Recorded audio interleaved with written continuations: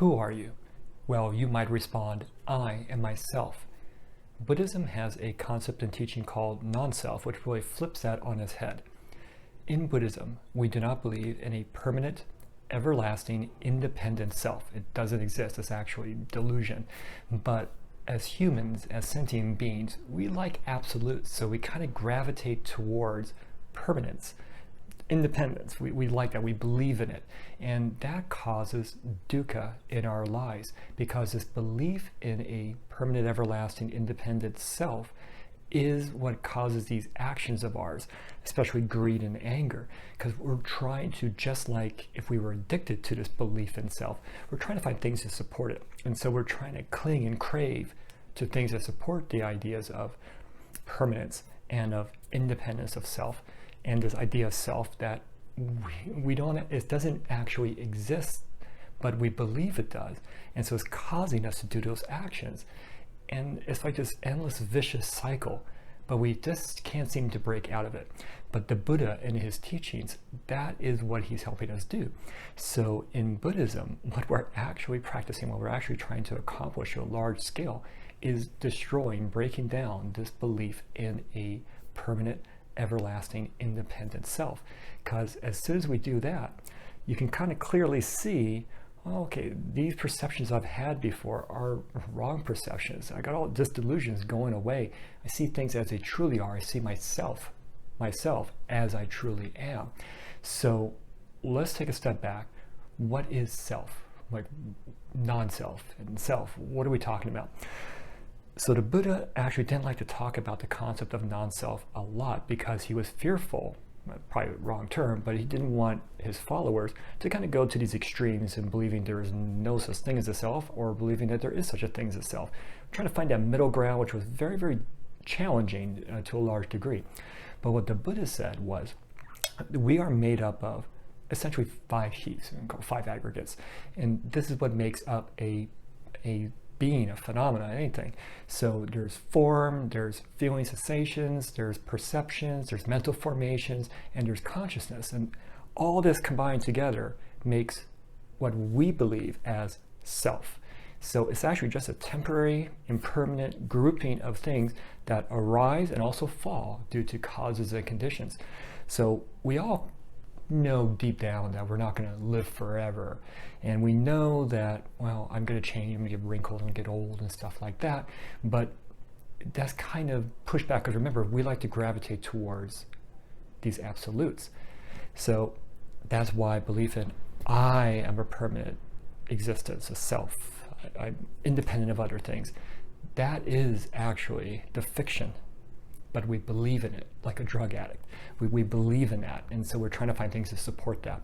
So all these things combined together, permanent, they are impermanent, they are not independent of other things, but we believe they are. And so, of course, in Buddhism we're talking about us, but also other phenomena as well too. You can even think of thoughts coming into your head. Those are impermanent. You get tons of thoughts and ideas and things popping in all the time, right? But they are impermanent, they're fleeting, right? So in Buddhism, we're trying to break down this idea of self, because it is making us cling and crave to things to kind of support that belief. And we understand that we're just like this grouping of five things, right, that came into existence.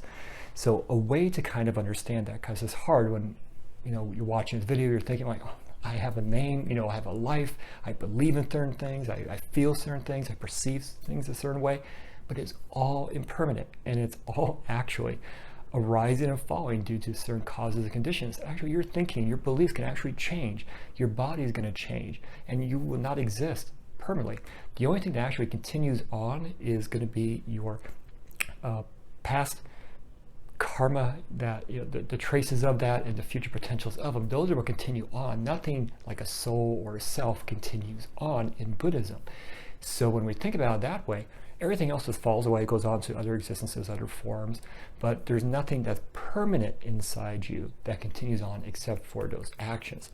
So a way to kind of think about this, also, could be a non-living thing I'm going to talk about here, but imagine a car. So a car is a grouping of numerous different things together that make it a car.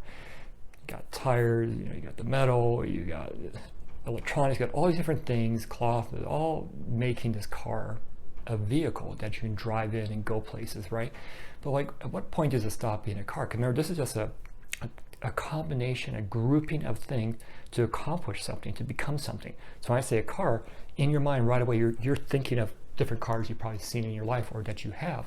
But if you just start breaking it down, maybe melting some stuff away or recycling different things, would you be able to see that I was a car again? Well, it's gone on to other existences, but it's not a car anymore, right? We are similar to that. We are a grouping of things, including our perceptions, thoughts, beliefs, right? That's all just permanent. It was all arising due to causes and conditions, but it's, as I mentioned a second ago, it's not permanent and it's not independent of other things. So we will go away, my body will, as it decomposes or goes to ashes or whatever the case might be, it goes on to other existences, right? But my actions, my karma, that's what's really important. It's those trace impressions of the fruition of past karma, but also the future potential of karma, and kind of what we call the stored consciousness that continues on. That continues on, these trace impressions. But what we believe is a self doesn't really exist, but it's such a powerful, powerful belief and concept. And that is why the Buddha taught all these different teachings in all these different ways and all these different people to help them break down this belief in self. So the self, as we see it, is a grouping of the 5 aggregates, which are temporary and impermanent. The stored consciousness, which is part of the consciousness group, it continues on, almost like seeds. They continue on your karma, the future potential, past trace impressions of it, fruition of those, they continue on, but you yourself, what you believe is a you, doesn't continue on. And you can think of this one part intellectually, that's fine, but it's beyond intellectual as well too. So intellectually, I know I'm going to die. This worldly body is going to, decompose, go on to other things. But it's that belief that we have a permanent self. It's really hard to go, away from that way of thinking because it's fearful. It is definitely fearful. This is it for me? This is a short amount of time frame? Yes, but our actions are what we can actually focus on in Buddhism. So do you have any questions or comments about non-self? I'd like to hear about it in the comments below. Thank you.